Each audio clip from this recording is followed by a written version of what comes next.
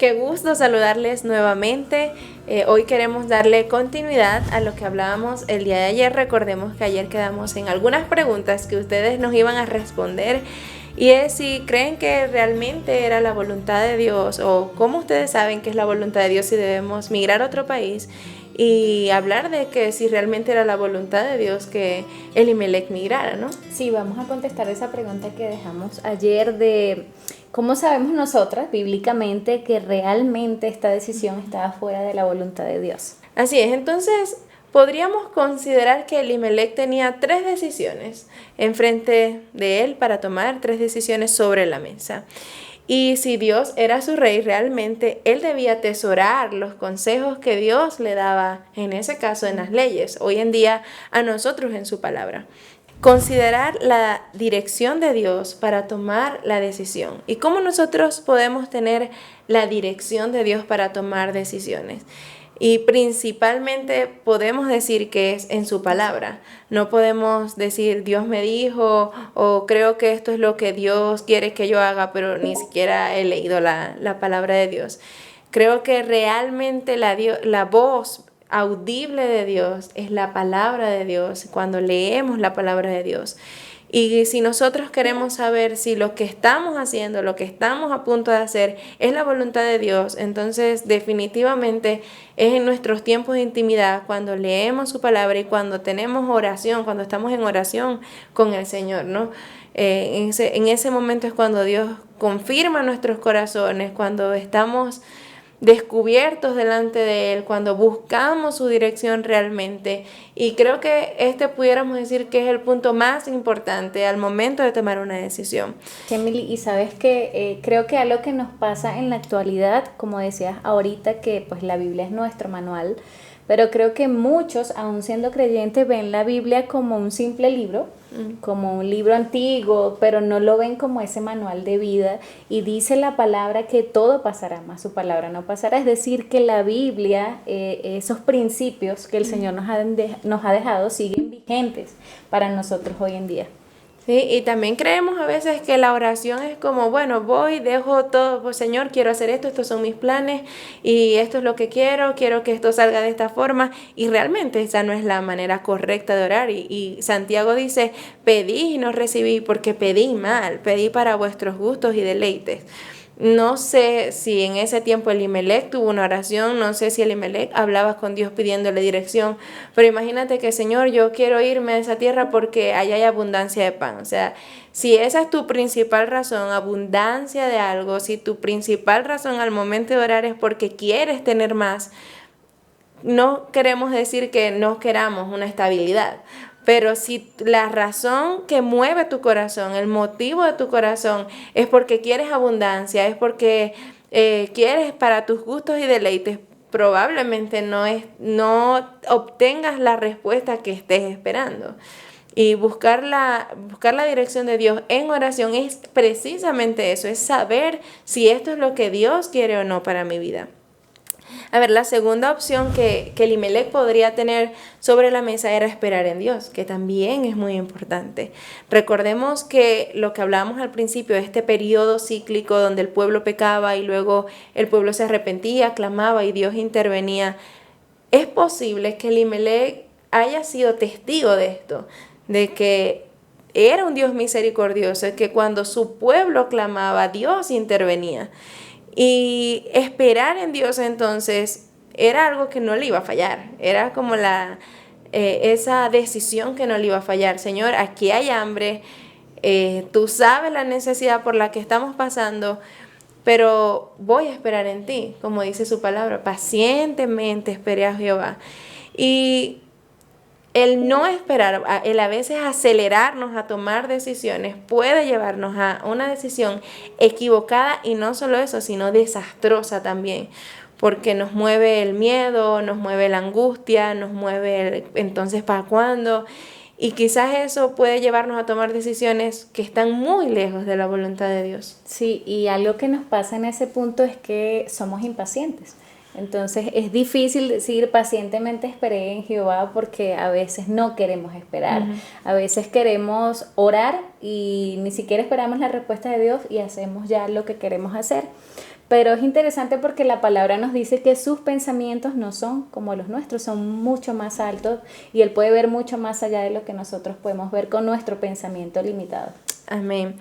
Y este versículo que estamos hablando, que está en Salmos 40 del 1 al 2, dice, pacientemente esperé a Jehová, y no solamente es esperar, sino que dice, y se inclinó a mí y oyó mi clamor. Es una promesa de que Dios está cercano de los quebrantados de corazón. Dios escucha nuestro clamor, se inclina a nosotros, sus hijos, y Él escucha nuestro clamor y responde. Y lo vemos en este periodo cíclico también, que cuando el pueblo clamaba, Él respondía. Entonces, una buena opción que podemos tener para tomar estas decisiones es saber esperar en Dios. Y la tercera, que podría ser la no tan sabia, pero la que decidió Elimelech, entonces era actuar bajo su propia prudencia, y aunque esto estuviera completamente fuera de la voluntad de Dios. Y a veces nos puede pasar eso a nosotros también, tomar decisiones que estén completamente fuera de la voluntad de Dios. Y podemos decir, bueno, pero Elimelech quería velar por su familia, quería darle comida a su familia. ¿No es eso lo que Dios también le manda a los cabezas de hogar, a ser el proveedor de su casa? Sí, definitivamente. Pero el velar por su familia o la decisión que tú vayas a tomar, aunque la causa sea la correcta, aunque la intención sea buena, entre comillas, eso no nos da pie para poder tomar decisiones que estén fuera de los parámetros de Dios. Si Dios nos dice que no, entonces ese no es el camino, aunque mi intención sea buena. Sí, y es que a veces nuestra lógica obviamente no va con la lógica del Señor, ¿no? Y en esto de buscar abundancia o no, y como dice la palabra, actuar en nuestra propia inteligencia, un ejemplo sencillo de que nuestra lógica no es como la del Señor es cuando Jesús tuvo que alimentar a los 5,000 y solamente habían 2 pescados, 5 panes, pero Él multiplicó eso, pero humanamente podemos decir, ¿era posible alimentar esos 5,000? No era posible, porque es que nuestra lógica no es como la del Señor. Exacto. Y a veces queremos actuar en nuestra propia inteligencia, pero definitivamente no va con los planes de Dios. Y como dice la Biblia, entonces, confía en el Señor con todo tu corazón y no te apoyes en tu propia prudencia.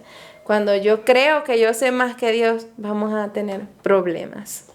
Sí, y Elimelech tomó la salida más fácil, que era irse a Moab. Era un lugar que estaba cerca, había abundancia y él quiso irse allí, aunque esto no fuera la voluntad de Dios. ¿Cómo sabemos bíblicamente que no fue la voluntad de Dios? Y es la pregunta que quedó pendiente en esa primera parte. Y es, bueno, comencemos con lo primero. Vamos a saber quiénes eran los moabitas. Esta es una historia muy triste, horrible, y es que el pueblo de Moab nació a través de un incesto. Sí, en Génesis capítulo 19 del 30 al 38 vemos esta historia o esto que sucedió con una familia. Recordemos que las hijas de Lot se acuestan con su padre y la hija mayor tiene un hijo con Lot, que de este hijo es donde nacen entonces los moabitas. La segunda razón entonces conseguimos en Deuteronomio 23:6, que Jehová dice a su pueblo contra los moabitas. Aquí conseguimos una de las leyes contra los moabitas específicamente, como lo decíamos el día de ayer.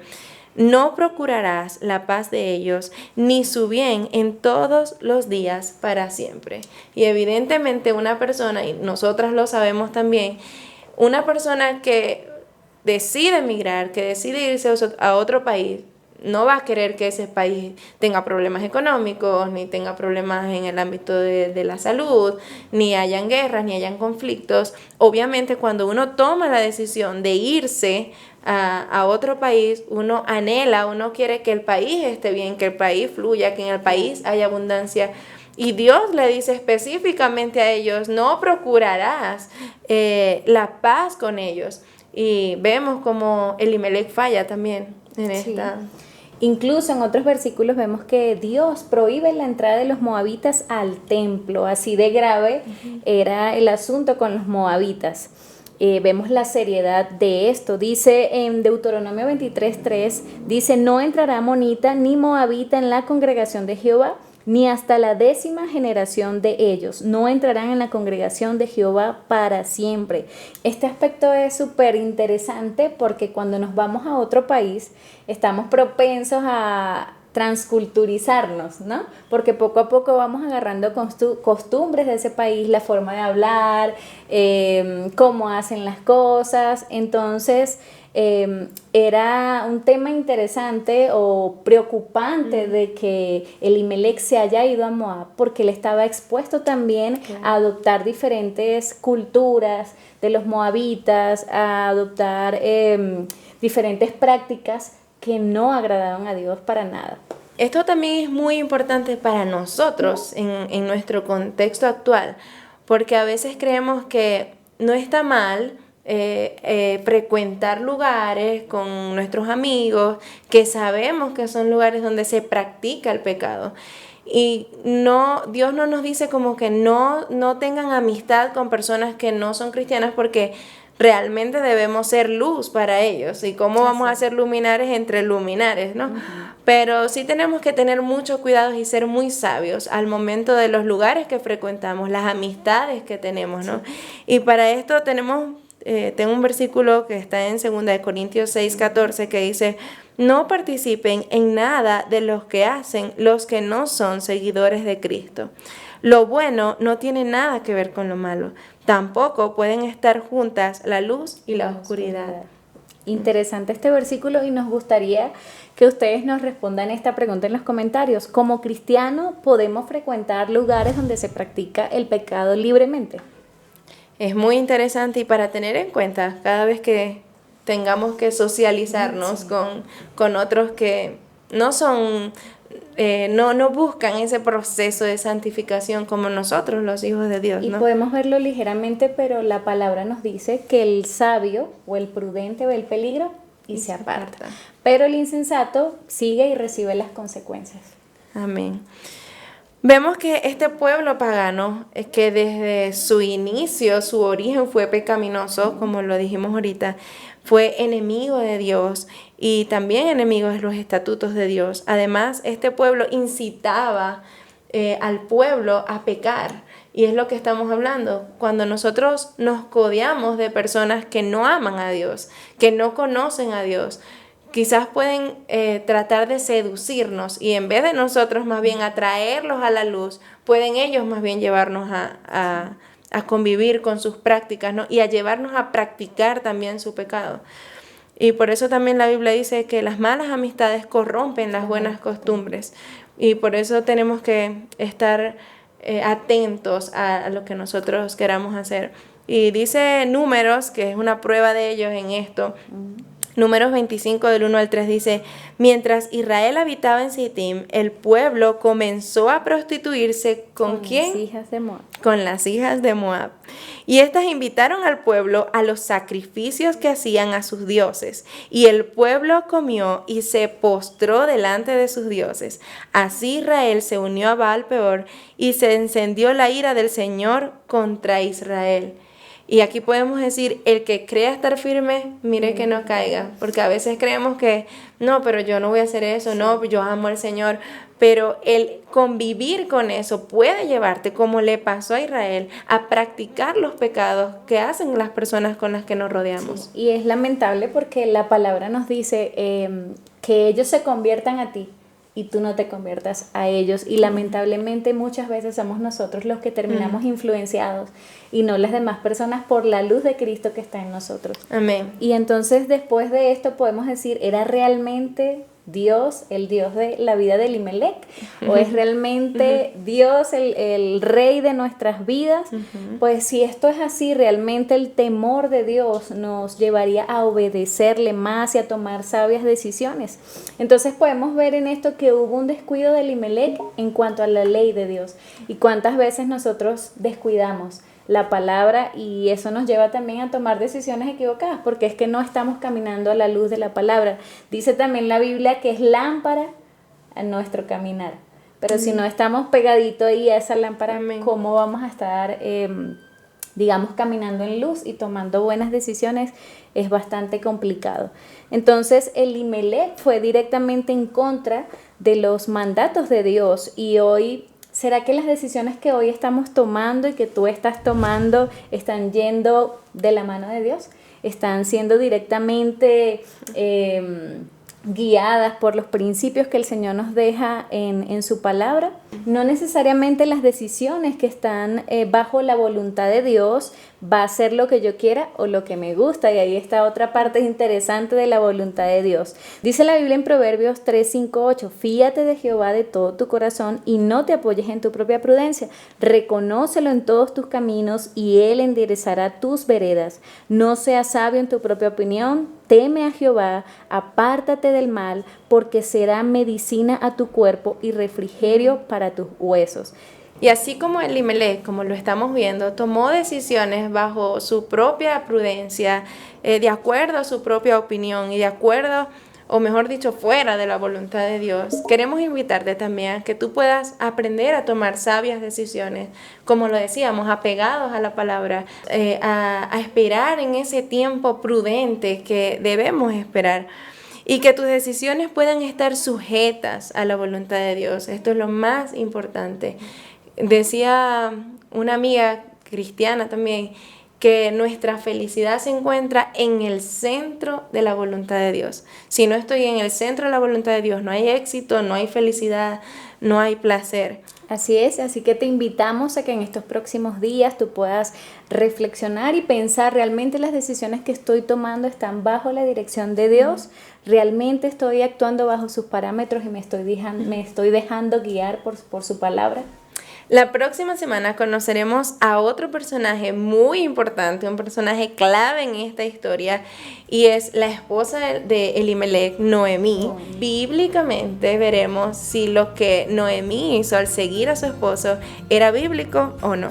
Así que no te pierdas nuestro próximo episodio de esta serie Ruth, una historia de redención, que va a estar muy interesante.